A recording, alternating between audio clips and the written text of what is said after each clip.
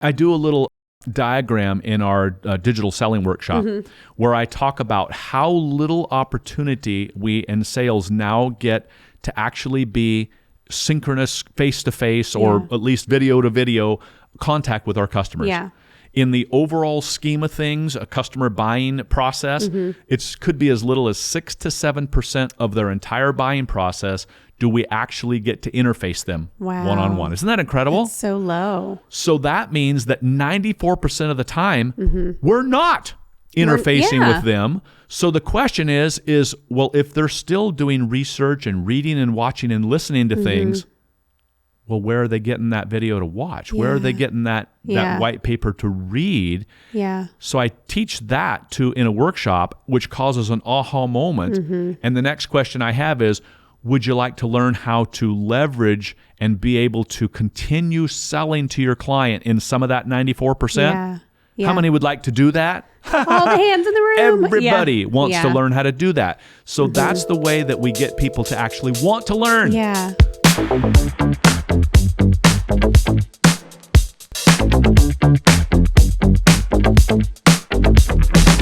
Today, Bill, you wanted to talk about how do sales leaders drive lasting change in their organization? Yeah, I sure did. You know, Rachel, what we find is that this topic has become really a centerpiece of almost every training program and training initiative and even some of the consulting projects that we're doing with our clients. Yeah.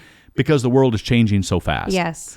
So the technology that salespeople are expected to adopt and utilize day to day, the marketplace is rapidly evolving, competitive pressures, customers are buying differently today than they ever have before. And even within an organization, reporting structures are changing. Yes. Comp plans are constantly changing. Even the products and services that we sell are rapidly evolving. And so we see then salespeople are become a little fearful in some cases, and they start to resist a lot of the change. So what we need to dig into here from a sales leader point of view is how do we help salespeople not only be willing to change, but want to change? Yeah. So how do we do that, in fact? How do we instill that in them? Yeah, this is a really, really important topic, and I feel like we're not going to get to everything we could say about this in this episode. It might be one part and then another. It could be a two-parter, or I'll at least revisit some of this in a future episode for sure. But so I created a little diagram around this that anybody that's listening or watching and wants to get this diagram, I've got a link to it in the description, so they can quickly download that. And just see this visually because it really will help in explaining what I'm trying to communicate here. So think of this in layers. Okay. So the first layer of salesperson activity or what they're doing on a daily basis is the things that are coming out of their mouth, the things that they say. And so leaders would like to direct and maybe even control the things that people are saying, or the next layer down, layer 2, the things that they're doing on a daily basis, their behavior. And so what we find is that a sales leader, sales manager, tends to try to manage, or even in some cases micromanage, the people are doing, their behavior, and what they're saying, the words that come out of their mouth. But what we have to recognize is that what people do and what they say is based on a couple of lower layers. Layer number 3 is the way that they think and what they think about. So I published a book 21 years ago now called Think Like Your Customer. Maybe a lot of our listeners have seen that or read that. And the whole idea is helping salespeople to imagine themselves in the shoes their customer's in and learn to see the world from the customer standpoint. Right. It completely changes everything about the way we engage, the kind of questions we ask, the way we present and propose solutions, etc. So thinking like a customer is if we do that, if we start to think like a customer, then the things that we're saying and the things that we're doing will change automatically. We don't have to dictate or I like to say even legislate what people are doing or saying when we cause them to think differently. But now here's the interesting part about this. There's a fourth layer underneath thinking, which is the believing layer or the belief structure. So here's what we have to think about. So here's the way I like to say it, is that the words at the top level, that's our mouth, what we're going to say. The next layer down, that's our body. That's the behavior, the things that we're doing. Our thoughts reside in the mind, what we're thinking, but the beliefs reside in the heart. That's right. Yeah. So you've heard this phrase, I think it's used or maybe even overused, we really need to change hearts and minds. Yes. That's what we're talking about here. When we can change hearts and minds, then bodies and mouths change automatically. Yeah. You don't even have to ask them to change. Right. If we can really focus on that belief change at the lowest level. And how do we do that? Yeah.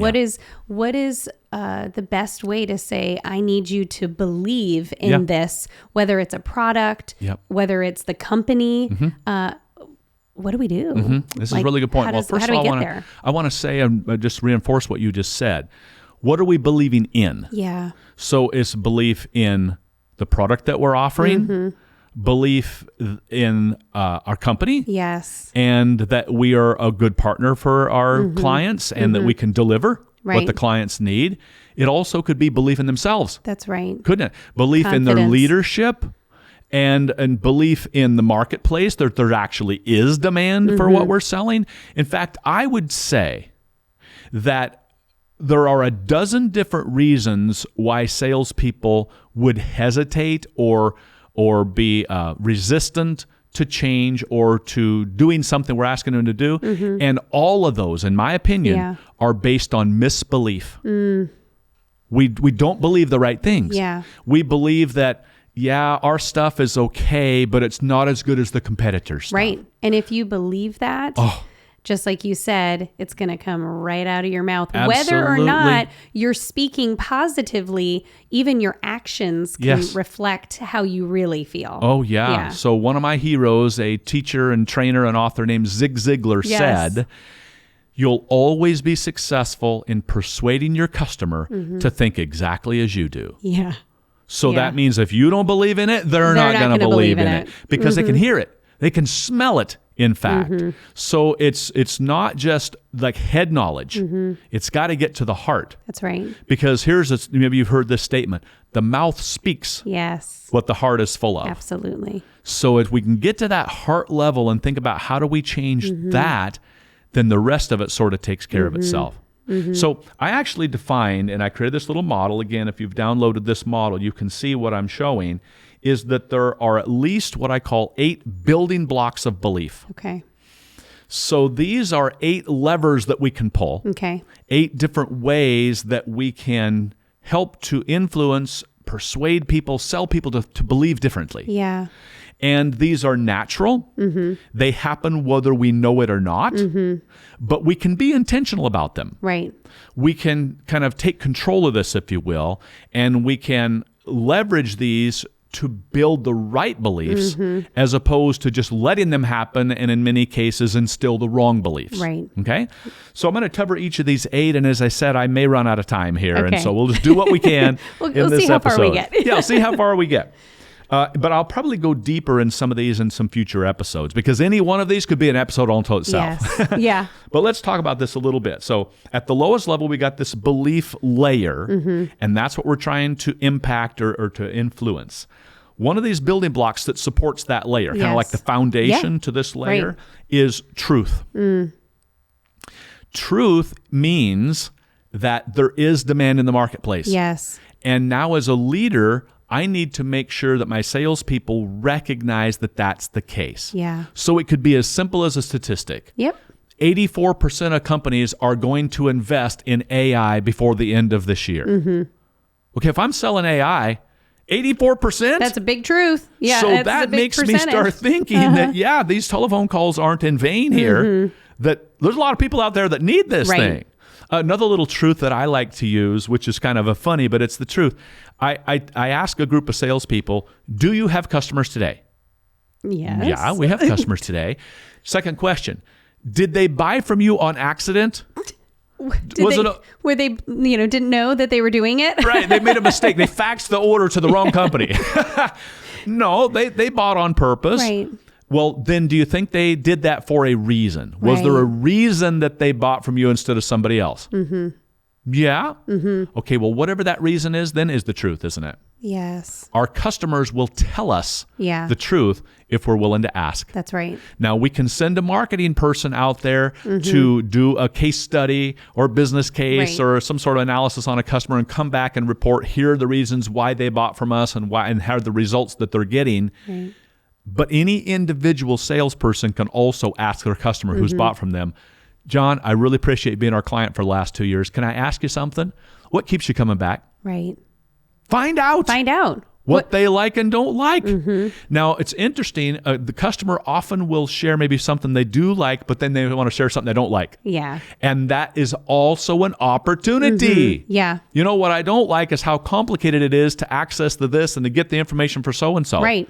Maybe we can come up with a better way to do it. Right. What are we doing about that? Maybe we can address this. And even if we don't have a policy or a procedure in place, if we hear that back from enough customers, let's get one. Maybe we could go to executive management and say, we need a way for our customers to access this information via an online portal or have a simplified pricing model if they want to upgrade or whatever that is. But that is how we retain customers and how we make customers happy and then get them to go out and tell other customers about why we're worth working with. So that's specifically the customers. I love that. The feedback from them, what we can do to improve.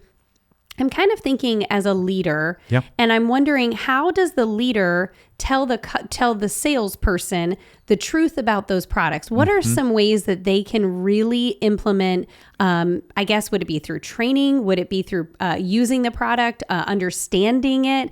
Like you said, statistics. There's so many different ways, but what are some ways we can encourage leaders to really speak truth about the company and product that they're helping to sell? This is a great question. And this is where we could go really deep in this one. But I'll just address a couple quick things. So most companies that have substantial, let's say, market presence can or already are being monitored and looked at by third-party organizations that assess how do you compare to competitors, for example. So you can go to a Gartner quadrant kind of study and see where you land. Now, in some cases, I'm going to be in a quadrant I don't want to be in. But there's a chance here that the evidence or the truth of where we do land in that can become something now that a salesperson can look at and say, oh, wait a second. We're not number one. We're not even number two, but we're a strong number 3. That's right. And there's 18 behind us. That gives me confidence now to go out and say, we can help you. And we're a market leader. Maybe not the market leader, but we're a market leader. And there's a good chance, too, if we can clarify, let's say from a product training standpoint, or maybe a service level agreement standpoint, why we're even better in some areas than the number one. Some differentiation. So the truth, as I said, we're going to go deep into this maybe a separate time, but I have to gather those things that are absolutely true about our company, about our product, and about individuals, present that back to the salesperson so they can believe. That's right. I have to say, though, there's also some truths about individuals that I need to remind people of. What's that? You've done this before. You've had success in the past. You can do it again. That's right. That leads to number 2 here, which is evidence. They're closely linked, but the reason I distinguish them is truths are things that are absolutes, that don't change. Evidence are things that I can look at. In some cases, it's recent, but evidence that something that I would do then or I'm being asked to do would actually work. So evidence might be a customer testimonial. Here's evidence that this customer is happy. Therefore, other customers might be happy. So evidence would be a way to persuade salespeople to think differently, believe differently. It's also a great way to cause customers to believe differently, too. So I would say if there's one area that every company could do a better job, it's customer testimonials, case studies, reference stories, that kind of thing. No organization I've ever met is leveraging that to the degree that they can, including sales excellence. We have not done as good a job as we could or should be doing either. And that's one of the things I'm actually trying to correct this year. That's one of our highest priorities, is to get more evidence and examples of the way our clients are using our programs to impact their business. And then evidence of here's an exact statistic or a KPI that went from here to here. So that customers can believe in that. But salespeople will too. There's another kind of evidence, though, for a salesperson, and that is that other people on the team are using this email template, or they're using this particular line of questioning when they get somebody on the phone. Right. Or they've used a certain kind of presentation template and they've presented this, that, and the other thing, and they're closing more business as a result. They're booking more meetings, they're closing more business, Yes. they're reaching a higher level of quota attainment. That also is evidence. Yes. And so presented back then to those who maybe aren't achieving that makes me believe maybe I can do it too. Yeah. If I do more of the things that they're doing. Right. The example that they're showing them. Yes. And leading. And I know in a previous episode, we talked about tracking our time. Yes. Which is an example of ways that you can improve. Yes, that's right. Yeah. That's a great way to measure performance. And of course, as I said, where performance is measured, performance improves. But in each of these areas, experience and seeing how people are able to change conversion rates on telephone calls to book more meetings, whatever this is, that kind of evidence is motivational. That causes people to believe different, That's right. which means they'll think differently and act differently. So we got to several more. Number 3 is experiences. Okay. So experiences is give people a chance to actually do it. Okay. There's this Hands-on. Absolutely. So there's this old technique that is literally almost completely evaporated from the world of sales. And as soon as I say this, everybody's going to know what I'm talking about. Waiting. But we forgot about it. It's called a role play. Yeah. Now, if you don't want to call it a role play, call it a simulation or call it something different, but there is no substitute for one person behaving as a customer, another person behaving as a salesperson, and engaging in a sales dialogue where ideally, optimally, as a salesperson, I'm going to make a mistake. That's the reason we do it. Yes. We want to see what breaks down. Right. What answer didn't I have? Right. What was I not able to articulate and explain very well? It's what did I forget to do? Yeah. Let's say at the end of the meeting, like book the next appointment, for example. Yeah. We want to see failure. Yeah. If we don't see failure in the exercise, then we don't know how to self-correct. Do you think that's why they're not doing it? Yes, maybe so. Yeah. Because they don't want to fail. They don't want to look like I don't have it all figured out. And no salesperson wants to do a role play. Maybe don't make it quite as intimidating to begin with. Give people a chance to practice with their peers. Here's another suggestion in role play. Rather than having what we call fishbowl role play, where somebody's up in front of a whole room full of people and now they're going to be embarrassed to death, just do a role play with 2 people or maybe 3. Yes. So that one person could be a buyer, one's a seller, and one's an observer, and just practice a few things. Right. More in like a little group setting is what I'm imagining. That's right. Yeah. Where it's safe to make a mistake. But I want to emphasize again, experiences, you want to see where the mistakes are. That's how you self-correct. I have to give you an example. Yes. So like a football team, they have the game on film, of course, especially if it's televised. And when they go back into practice the next morning, what do? They run the game film. Yeah. Let's look at this game film, and it's going to be, hey, this block broke down here. Quarterback, you didn't detect this, and therefore you threw the wrong way. Running back, you ran right into to the linebacker when you were supposed to go outside the guy. And you're going to see the mistakes that were made. Yeah. But by seeing the mistakes is how you learn to correct and how you get better. So as salespeople and sales leaders should embrace the mistake. And I have to say this to sales leaders. Let them see you learning too. Yeah.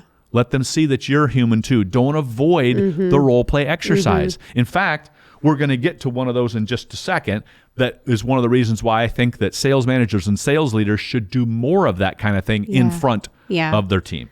Let's go to the 4th one. Okay. Knowledge and skills. So this seems obvious, but when I'm talking about knowledge and skills, it's knowledge and skills that are going to cause me to believe in a different way. Okay. So I might, for example, say we're going to teach you how to use a such and such system.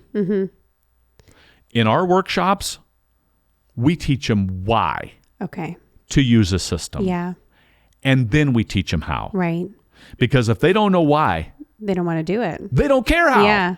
Yeah. So we have to make sure that our knowledge and skills training speaks to why we need to change, which is how you change behavior at the lowest level, how you change belief oh, now I see. Yeah. And with that little epiphany, or what I call an aha moment, Yes. now I'm open to see how to do Right. things differently. And I feel like a lot of times if you're learning that, if you know the why of something, Yeah. then the way that you express it to somebody else, there is that strong belief. And you're almost so excited to tell them, well, this is what it does, and this is why I do it. You're Absolutely. excited to share that. Yeah. That's instilling belief. Absolutely. And your learners are excited to learn. Yeah. So we teach them why, and now they're ready. I do a little diagram in our digital selling workshop where I talk about how little opportunity we in sales now get to actually be synchronous face-to-face or at least video-to-video contact with our customers. Yeah.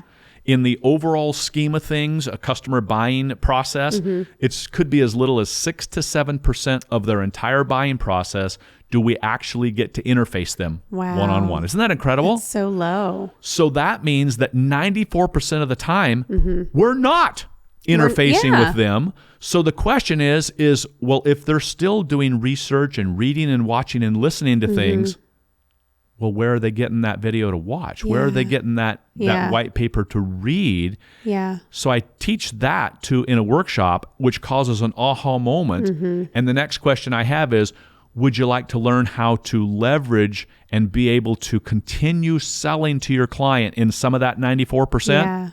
Yeah. How many would like to do that? All the hands in the room. Everybody wants to learn how to do that. So that's the way that we get people to actually want to learn. Yeah.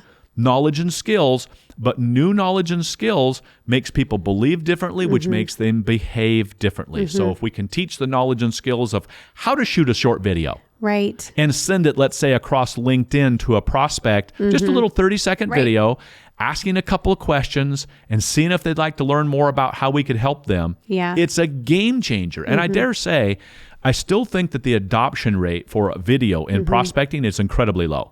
I don't know the statistics. At one point, I had heard that only 15% of salespeople had ever even tried it. Really? Isn't that amazing? That seems surprising. It's very surprising, but people are afraid sometimes of video. They don't know what to say or how to do it, or they haven't done it much. So that speaks to knowledge and skills of how to do it, but then also experiences. Yeah. So in our workshops, I say, okay, now everybody in the room, pick out a partner, and you're going to send a video across LinkedIn to him, and you're going to send a video across LinkedIn to her. Yeah. Go. What do they like? And then they figure, yeah, exactly. So they're figuring out the button to push and how, getting their hair right, but they've never done it. So it feels very uncomfortable and awkward. Yeah. But you can imagine if we did that 10 or 20 times, then maybe I'd do it in front of a client. Right. And also getting past the critiquing of yourself. Yes. I think it's like getting your hair just right. That's right. I think that the technical is so vital. Honestly, being more of a low-tech person myself that has to have a visual for everything. I think it's important that we learn how to do it, but then also say, hey, this is a way to communicate with my client, not necessarily to be on national television. Isn't that the truth? Yeah. Isn't that the truth? We're not getting critiqued here, as you said, for broadcast quality. Right. It's just a simple video. And it can be simple with not much for a backdrop and just simply asking a couple of questions. And what we hear consistently from leaders in organizations is it impresses the heck out of them. Yes. To get a personal video. Now, I want to make one warning here since we're talking about video. I didn't know we were going to do this. But don't just record one video that's generic and send it to 25 people. Be willing to take the time to turn on the camera and say, hi, John, I was doing some research on XYZ organization, and I found where sounds like you're doing this, and this. My company helps organizations like yours to improve this, reduce this, and minimize that. I wondered if you'd be open to a brief conversation. Let me hear back from you when your time permits. Amazing. Just a little short video, but it's personalized to the individual, their company, and there's some relevance to the work that I've done to prepare. That's right. But it takes just a few seconds to record that. And here's the justification I have. And here's a truth. If I gave you 30 seconds in front of the CFO of that organization to go ask them a question for 30 seconds. Would you take the 30 seconds to do it? And everybody's like, of course I would. Yeah. Well, then why wouldn't you take the 30 seconds to record a custom little video to send him or her Yes. across LinkedIn or some other platform that they could watch Yeah. at their convenient, late at night or weekend or whenever they get around to it, sitting on an airplane Right. or a tarmac or in the line picking up Wendy's for that matter. Okay, continuing on. Number 5, a proven process, plan, or roadmap. Okay. So what holds a lot of people back from doing things is they don't know how to get started. Where do I start? What do I do first? Yeah. That's the reason, as I said, when we do training and development around this, we want to tell people why to do it, but here's how to do it, step by step. Yep. You turn on LinkedIn. You get your camera set up. You make sure that the window's not behind you, so you're not just a black blob in the witness protection program, right? Teach them a little bit about lighting. Yeah. When you give them a process, step by step, to do something, they have more confidence in wanting to try to do it. They believe, if I follow this process, maybe I can do it too. And I'll be successful.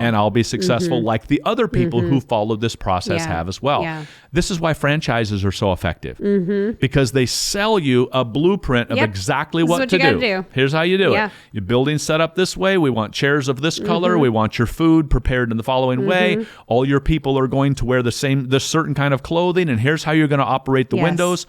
A franchise model works because it's proven process, and that's what we're asking for here. So good. So if a leader can provide, here's how it's done. Yep. That is a game changer. And I just makes me remember, I'm going to do a different episode on this topic, but I have a whole episode on the things that we need to prepare in terms of sales evidence and sales assets, I call them, digital selling assets that salespeople need in today's marketplace, that you're basically going to serve up to them on a silver platter that they can start to use. So that's an example of a proven process or a plan. Yeah. Post this on LinkedIn, send this via email, and when you call on the telephone, here's the questions you're going to ask. And if you can give something simple for people to follow, it changes everything. Well, I love what you said. It's a roadmap. Yeah. I was also thinking it's kind of like a recipe. Recipe. Perfect you example. go down the list and you put it in and you get the banana bread. You know, it's not rocket science. Right. But because someone has already done the work. Someone has already figured out how to get to this successful path. And I just love that. I mean, it's easy. A proven process and a plan. Let's at least have it available for them. Yes. And some people literally might wad this up and throw it away because they're too smart. I get that. But why not at least give the other 80% a chance to follow the steps so they can have some of the same success that those that helped to create the program did. Okay. The next one, I guess we're on number 6 here. Okay. Demonstration and modeling. Okay. So this is where we're going to show them how to do it. Yep. So not just tell them why, not just tell them how, but we're going to show them how to do it. And of course, this would probably be effective in combination, which we're going to show you how to do it, and then we're going to give you a chance to do it yourself. Yeah. Right? Wouldn't that be a good kind of little 1-2 punch? But demonstration and modeling can be done by a leader. So if I'm a sales manager, I can show somebody how to make an effective call with an executive. Right. Or I can say, jump in the car, I'll ride along with you, let's go meet with the CFO of so-and-so. I'm going to show you how to conduct an effective executive meeting. Right. So I can demonstrate or model this for you. There are some situations where a manager or leader is not going to be comfortable demonstrating or modeling this because maybe they've never done it. There are plenty of vice presidents of sales who've never sold. Yeah. They made their way into that seat in a different way, and that's fine. Yeah. And many of them are very effective at that. Sometimes sales managers who just really didn't carry the bag that much, and they don't have the experience of making a cold call or going and calling on the executive. So in that case, if you can't demonstrate or model it yourself, Mr. Leader, bring in one of your best guys. I was just going to say, bring in your best. Bring in the lady who is crushing it and say, here's your opportunity now to show the rest of the team what you're doing, how you're doing it, why you're doing it. Show off a little bit for my team. Everybody likes to show off. Right. Yeah. Especially in sales. Especially in sales. You got to be good at that, right? But that should be one of the stepping stones also for that person to take on a more senior role and maybe become the next manager themselves. Yes. And you can even sell it that way. Hey, I'd like to have you demonstrate and model some of the things that you're doing as part of the process, the succession planning here for leading you into a senior role. I feel like I've heard the word exposure before, giving them more exposure to not only practice those things, but as you were saying, as you move up, let's just call it the ladder, Sure. It's giving you the exposure to say, this is what I do and this is how I've done it, and that's why I'm successful. Yeah. It is kind of going back to one of our other words, proven. Yeah, proven. I love that. That's it. Now, number 7, and this one is crucial, the expressed beliefs of others. Okay. Now, I put this on here because, as I said earlier, these are in play whether we kind of take advantage of it or not. Yeah. These are going to happen or not happen, like in the case of training. Sometimes it doesn't happen, and that's have a negative impact on belief. But in this case, the expressed beliefs of others has to do with what other people are saying about the product, about the company, about the customer set, about the opportunity in the marketplace in general. So when a salesperson hears, this new product doesn't even work. They've released this too soon. It's got this wrong. It's got that wrong. This thing is, I'm embarrassed to show this to my clients. Well, that expressed belief of somebody else on the team is now going to come into my heart. That's right. And I'm going to start thinking and behaving and speaking as if I also think the product is not ready for prime time. Well, and you're also questioning it. So that questioning goes into a deeper sense for yourself of going, maybe it isn't a great product. Doubt. Yes. Hesitation. Yes. And in some cases, people even get totally paralyzed. Yeah. By, I'm not happy with some of the decisions my company has made. We're moving in a direction that I'm unsure of. We just reorganized the whole sales team, and 2 of my favorite people were let go. Yes. And now what starts to happen is that becomes part of our belief that the company's not doing the right thing. Therefore, who would want to buy from us? I myself don't even know if I want to work here. Yes. But the expressed beliefs of others is when we start talking about that then. And everybody else now starts believing the way that we do. We know how fast that can go downhill. We do a lot of work around the area of culture, which we're going to talk about in just a second. We have to be careful of what we're saying and what we're expressing because, as I said, the mouth speaks what the heart is full of. That's right. And it goes right into the other person's heart. That's right. Directly. And it really only takes one. Yeah.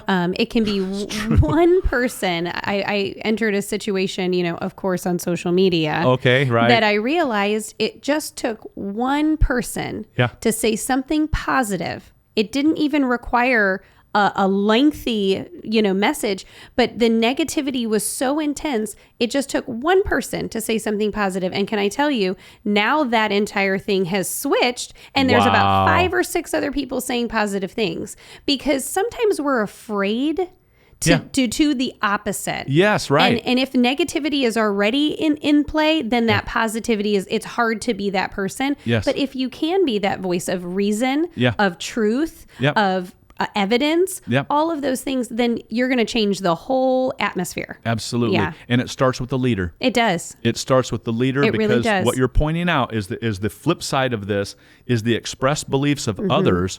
Well, as a leader now, I can express the beliefs that I want them to adopt. That's right. Which is we are a market leader. We're not number 1. We're number 3, but we're really strong number 3. And here's 2 or 3 ways that we're better than number 1. Yeah. So my expressed beliefs can change the heart of the people on my team. Likewise, the expressed beliefs of others on the team do the exact same thing. Yeah. And so when we do our culture workshops, because this has become a big part of our business now, we talk about the things that we're saying and how that has such an impact on the way that we believe. And we're starting to pick out and see what are the things that we're saying are allowed to kind of exist in the way that we communicate that are actually killing us. Yeah. And if we're in this together and we want to all elevate I like to say a rising tide lifts all boats. Yeah. If we want to elevate and take ourselves to the next level here, we all have to be willing to talk about what's right instead of what's wrong. That's right. Which leads us, there's a lot to be said on that one, by the way. So much. I feel like we go a lot farther, but it's okay. We're going to keep going. Yeah, I think we would have an episode on that one alone. The last one is community, which is very much the same thing. Yeah. So community speaks to creating a cohesive group of people that are believing the same things. That's right. So this is what a culture is. Like if you're going to look at a culture of let's say, a foreign country, they have a culture. It's because they believe in some of the same things. That's right. They choose the same kind of clothing. They have the same kind of choice of foods. They interact in a certain way. They have the beliefs about differences between people and how they treat one another and how they the laws that they have in place. It's this collective set of beliefs that define a culture. Yeah.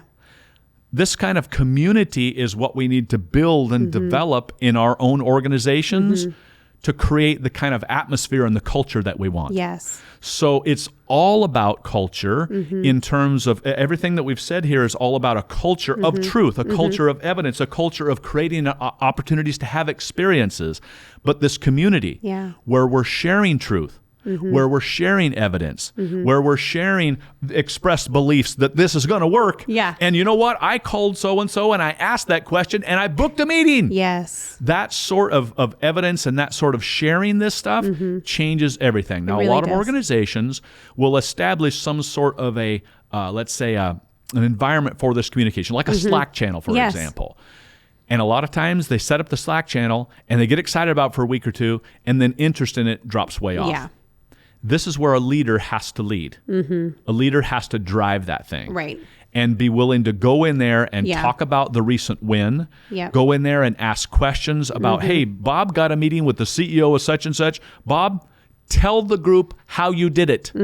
So the leader is leading and is almost like a, what do you call this, a facilitator, a moderator? Moderator. Yeah, they're calling leader, them out. That's it. The leader is the moderator calling on, Tom, I haven't seen you post anything on here this week. Let's hear from you, Tom. So it's a moderator drawing this community together. Now, I dare say that there are going to be leaders in sales organizations, and maybe even those in directors and managers that say, I don't have time for that. If you don't have time for community, you need to really assess what you're spending your time on. There's nothing more important than community and culture.